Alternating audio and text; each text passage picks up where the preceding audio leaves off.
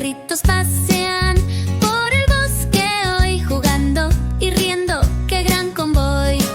¿Por dónde vamos? ¿Qué dirección? Pero de pronto falta un montón. Uno falta, hay que buscar.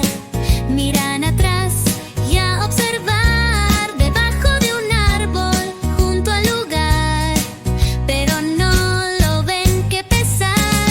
Era el perrito que se perdió, sucio, cansado, pero volvió.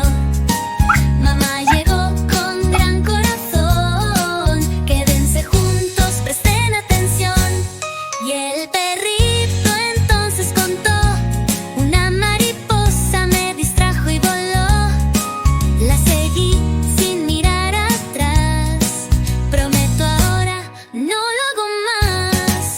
Hoy la moraleja para los pequeños: distraerse, sigan sus sueños. Quédense cerca con atención. Escucha, mamá, ella es protección.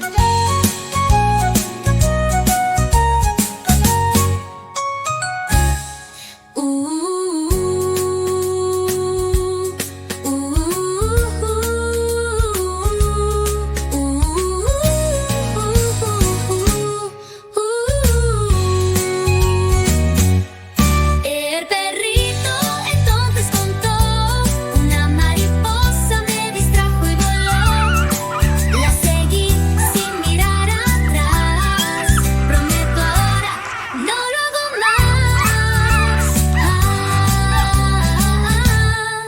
La moraleja para los pequeños: no distraerse, sigan sus sueños. Quédense cerca con atención. Escucha, mamá, ella es protección.